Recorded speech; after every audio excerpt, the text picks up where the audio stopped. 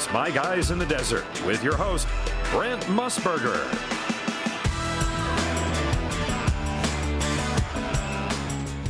Welcome, everybody. We're at the South Point Hotel and Casino at the tip of the Strip here in Las Vegas.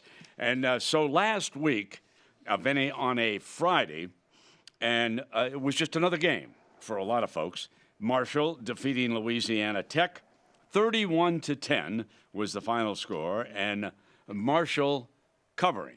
However, on Thursday, Pauly Howard was up with Mitch Moss on the morning show here at VSiN. Well, let's listen to what Pauly had to say about the upcoming Louisiana Tech Marshall game on Friday night.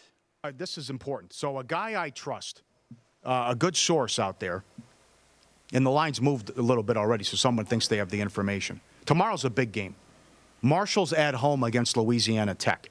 I am being told that 4 or 5 starters will be suspended for Louisiana Tech, including the quarterback. And he's got some pretty good numbers, Smith. Now you look at it's already gone from, it's 4.5 at your place. So yesterday the line went from 2 to 4.5, and the under was hit from 59 down to as low as 55, and it's up at 56 at other places. Marshall's at home, and Louisiana Tech has won 8 in a row since they opened the season with a loss at Texas. They still figure to play with the Conference USA title. They have 2 easy games after this. But I trust this source. It's not out there yet, but apparently they're going to have a lot of suspensions, including the quarterback, for this game tomorrow. Well, it might be out there to some people. Have you seen these lines, especially when the total moves like that? Yeah, well, that suggests the quarterback will be out for Louisiana. You have win total bets on either of these teams? I already cashed Louisiana Tech over. I have Marshall over 7. They're at 6. I also need this because I need a Marshall-Louisiana Tech title game. I have both of them to win the conference. And I got La Tech at 10-1. Ooh. So, yeah. Well, this would this is a nice setup for you if they blow this game. Because I already Marshall already won it. Sure, it works out beautifully for me. Marshall already won at Florida Atlantic, who's trying to chase them down, and they already beat Western Kentucky as well. But if Marshall stubs their toe again, that opens a door for Florida Atlantic and Kiffin to sneak in there. So this would work out beautifully for me, because Louisiana Tech can still punt on this game and make the conference title game. But that's the great information, and I got the text yesterday, and then you saw the line movement as well. So it's not 100%, but a source I trust saying big suspensions coming for Louisiana Tech. That was on Follow the Money. That was on Thursday morning, and note what Pauly said, that he received the information from his source on Wednesday. Then on Thursday night down in Ruston, Louisiana, this is just the night before the game, the school revealed that 3 key players were out, including, as Pauly reported, quarterback Jamar Smith, to be joined by wide receiver Adrian Hardy and linebacker James Jackson. Now, quarterback Smith and wide receiver Hardy also will not play this week because of UAB. It was a violation of school and team policy. They have not detailed it when it was revealed.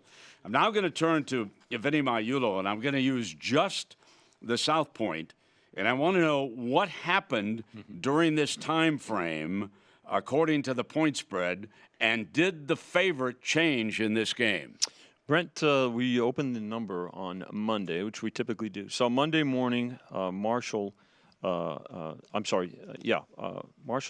as a 2.5-point favorite. A little steady stream of wagering during a couple of days. Game got as high as 4.5. When it got to 4.5 on Thursday, when we received word that there may be some suspensions, and again, it wasn't confirmed, we suspended wagering, just as always a precaution. That's pretty standard. Reposted the game at 6. Game briefly went to 6.5. Game came back down, closed at 6 on game day on Friday, and the total closed at 54. So there were no unusual betting patterns. There were no big requests for big or oversized wagers or above the limit wagers. So again, 2.5, closed at 4.5, and reposted at 6. Went as high as 6.5, closed 6. Okay, and the final score, Marshall 31, Louisiana Tech 10. We want to thank Pauly Howard. He's joined us on the on the line. I know this is the middle of his sleep period because Follow the Money comes on very early in the morning East Coast time. Pauly, welcome, my friend. How are you? Good, lad. How are you? I'm very good. Okay. Listen, you were certainly ahead of the curve, and now there are reports around the country, and why shouldn't there be, an investigation that will, of course, go down to the school to find out why it was not publicly revealed by the school that these players were going to be suspended, because obviously somebody knew, correct? Yes, and John Murray said it on our own network. And then John Murray said it on with me on Thursday. He said it before I interviewed him as well. Jeff Davis from Caesar said the same thing Monday, that they were getting respected players laying 2.5, 3, 3.5 Tuesday, Wednesday, and it didn't matter. So, school's out. If these guys don't care if it's 2.5, 3, 3.5, and they're still laying it. So somebody had the info 2 days before the announcement on Thursday night, and it was a big deal. And it, comes back to bite me as well, because they're out for the UAB game too, and they're 5-point dogs in that game because Smith won't be playing along with the wide receiver. Pauly, this is why VSiN exists, though, is putting information out there without transparency and letting bettors make up their own mind on what they want to do. It is amazing to me, if you heard on a Wednesday that the school did not reveal the suspensions to a Thursday night. This, to me, and Skip Holtz, who I know is head coach down at Louisiana State, this is on the school. And what this speaks to in a bigger framework that you can talk about, the NFL is fairly transparent. Sometimes they make a mistake, but they're fairly transparent on injuries because they know the amount of money that's gambled. And the school has to learn that if 3 players are going to be suspended, that's 3 people too many who know, okay? Somebody else is going to learn. That's how that happens. Exactly, Pauly? Right, and it's not well said. And also, you can't – if Smith's suspended, a key player – remember, they had won 8 games in a row. They opened the season with a loss to Texas. They're on a roll. They've won 8 in a row. He's got a 14-4 touchdown INT ratio. So if I'm the star player, the quarterback or wide receiver, and I'm suspended, I'm probably going to tell my girlfriend. I'm going to tell a family member, whatever. And then it spreads like wildfire. So it's on Louisiana Tech there that why'd you wait so long? And the other thing is, I'm just doing my job. As the people's champ, you got to give the info out there. And I stress saying, nothing's 100%. But that thing moves at the side end, the total. And we kicked it around, too, on Thursday. And I know the guys talked about it Friday, that even when it went to 6.5, it wasn't a big enough adjustment because this Allen kid, the backup quarterback, hadn't played before. And he certainly looked, Marshall's no scrub team, but he looked like he was in for a long night after the first couple series as well. And they had an early touchdown drive, and that was the end of that. And we should also point out, Pauly, that in Louisiana you are very close to Mississippi, where it is legal to bet on sporting events. You can go to Biloxi and you can make a wager. So if there was going to be an enormous bet made on this particular game based on that information, I am sure that the feds will hone in on Biloxi and find out, because obviously it is to the bookmakers' advantage when they learn information like that. I want the public to understand that this has always gone on in Nevada, that they have tried to find money that's moving for a strange reason, as you well know.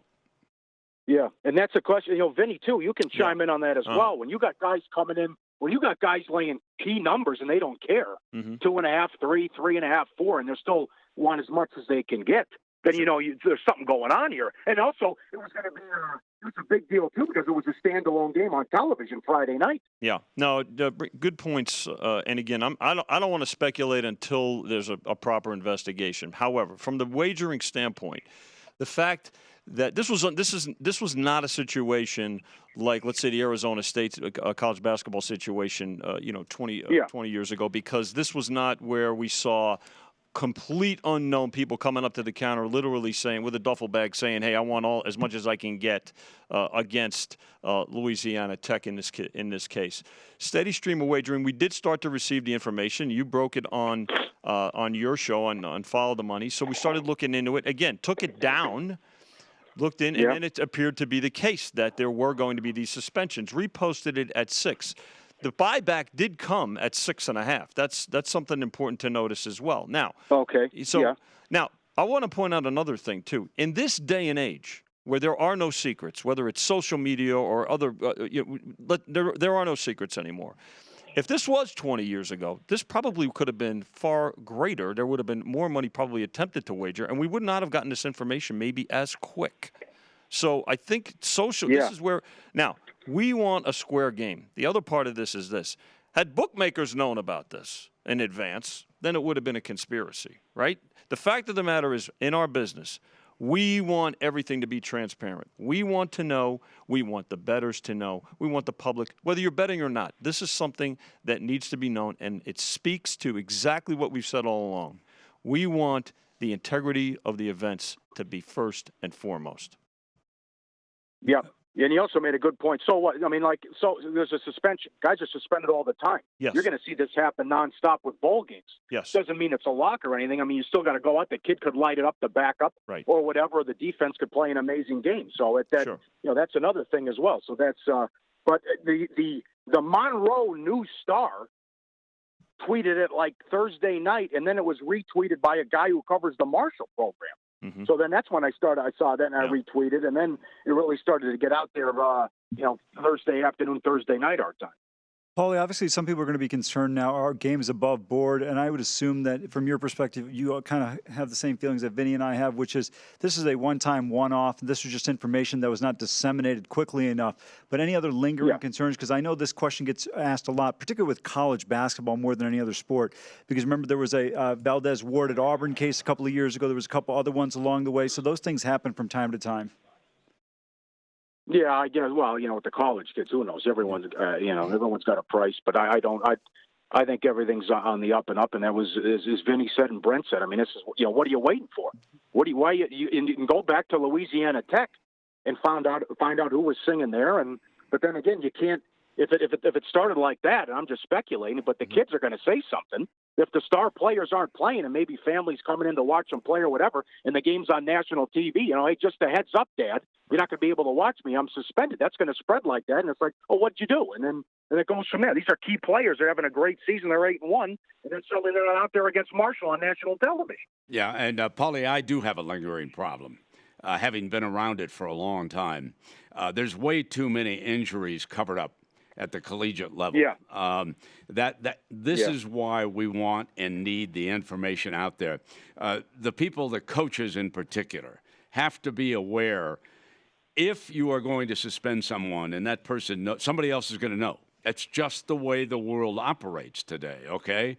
There's going to be source A is going to tell source B, and then they're going to tell source C, and source C is going to run to a betting window someplace. And so I am concerned about the colleges. I believe the pros, and I've thought all along, because of the amount of money that NBA players, NFL players, National Hockey League players make, that you do not have to be as aware as you have to be at the collegiate level. Because clearly, listening to what you said and then waiting until Thursday night before it's become official, there was money being bet on inside information, and that's what we're against here at VSiN, correct? Yeah. You also, Brom's been playing games all year with the quarterback situation. So-and-so, is Sindelar going to play? Is he not going to play? We're on the air Friday morning. We know he's going to play quarterback for Purdue. As Brom's been playing games. So they definitely have to do a better job about who's playing and who's sitting at the collegiate level. 100% agree. Yeah, absolutely. And on Friday and Saturday, those of us who follow and play the contests and wager on the National Football League, we look forward to, is this person doubtful or questionable? Did he practice? Was he a full participant in practices? The colleges need to get together and make an agreement, because betting on their games, despite what they might want, it's not going away. And it's just issues like this that you have to work to avoid. And this one could have been so easily avoided. I mean, I can't believe that they waited until Thursday night, and you were hearing from somebody on Wednesday that there were going to be suspensions, including the starting quarterback. So, Pauly, who was your source? I'm not giving you that. I don't blame you. Thank you very much. That's what I want to hear from you. You don't have to give it to anybody, my man, okay? Ever. You're a journalist. You got the story. You protect those sources out there. I'm on your side 100%, my man. I think you did one heck of a job on this story, okay? Now, listen, thanks for getting up and interrupting your sleep, all right? You got it. Budweiser on me. Say hello to everyone. All right, Pauly. There you go. Thanks a lot. Follow the money. He and Mitch do a fabulous job. And Vinny, it was interesting because he did not protect. In other words, if you really said, "Oh, I'm not going to tell anybody. I'm going to run to the window. I'm going to start betting this game," he didn't do that. No. He put it out there publicly for everybody. Fine. Everybody can know what's happening. You need to have transparency if there's going to be integrity. There's no question. You cannot have that. You cannot have a perfect example. Anybody who thinks that money wasn't made on this around the country, I got a bridge I can sell you in New York, okay? Because there was money made, all right? No doubt about it. And it's a very simple solution. Be transparent, just like what Vinny's saying. That's all you have to do, okay? Meanwhile, again, the quarterback, Jamar Smith and Adrian Hardy, the wide receiver, they are out again this week against UAB. Hey, we got a lot of basketball. NBA, Amal Shah, he's all over. We're back live. It's My Guys in the Desert from the VSiN studio at the South Point Hotel and Casino.